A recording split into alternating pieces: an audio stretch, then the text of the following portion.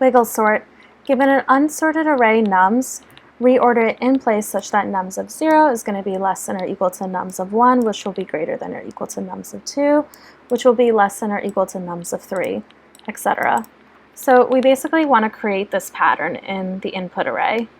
So our output has to follow this pattern. So our input array is 3, 5, 2, 1, 6, 4, and we want our output to be 3, 5, 1, 6, 2, 4. I drew out the output so that the pattern is more obvious. If you look at indices 0, so nums of 0, at index 0, sorry, not indice, at index 0, which is an even index, 0 is an even number, the element at the even index is going to be less than the adjacent element at the odd index, 1. So 3 is going to be less than 5, yes. Keep going. And then we see, so this is the pattern. So now 1, our output, we want our even indice to always be less than the adjacent odd indice. And when we're at an odd indice, an odd index, we want that element to be greater than its adjacent element in the even index.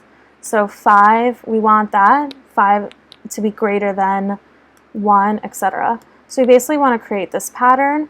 So we're just going to go through the array and we're going to swap according to if it violates this pattern. So we're going to go through the array. If at even index, so basically when I is 0, 1, 0, 2, 4, 6, etc., we're going to swap if it violates this pattern, this wave.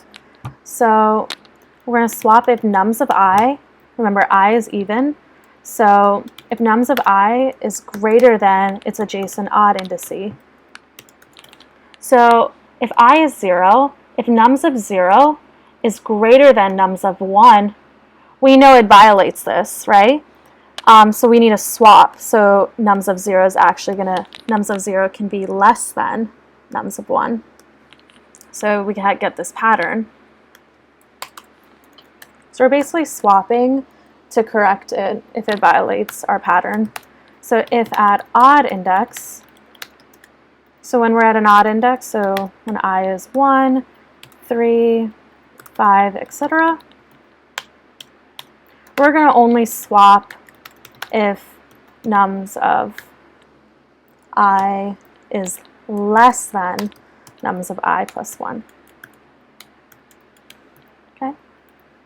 So that's basically what we're going to do. Now I'm going to code it out. So we're going to have function wiggle sort, take in nums. So I'm going to just go through the array in one pass. So for let I equals 0, I is less than nums dot length minus 1. Minus 1 because we don't want to go out of bounds because I'm going to check adjacent elements, so I plus 1. So, okay. So if we're at an even indice, so if I is even,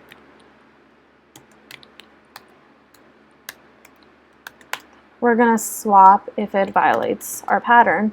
So that's when nums of I is greater than nums of I plus 1.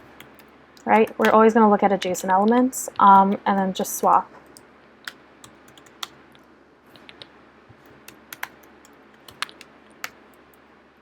Okay. Else, when now we're at an odd index, so we're at the odd index and we're going to swap if it violates our pattern at the odd index, which would be when nums of I, remember I is odd, so is less than nums of I plus 1. So this violates our pattern. So if it violates our pattern, we're just going to swap the adjacent elements. Okay. So this is the case where we're at even index, and this is when we're at odd index in the array. Okay. So I'm just going to quickly write the swap function. So function swap, which is nums a, b, let temp equal nums of a, nums of a equal nums of b, and then temp equals, nums of b equals temp. All right, so that's how we swap. I'm going to run it.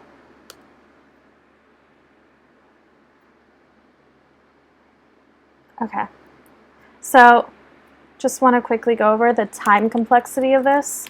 We O of n, and the space will be O of 1, right? Because we're doing this in one pass.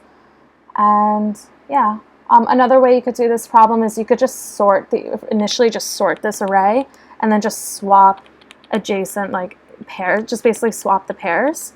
So if I sort this and then just swap the pairs, it's going to form this pattern, or like this pattern right here, actually. But it's just easier drawn out to see what the pattern is. But that would be O(n) log n, so this way would be better. Just checking if it violates the rule at the even index or if it violates the rule at the odd index. And if it violates the rule, we're going to swap. Yeah, okay, so I'm going to submit it.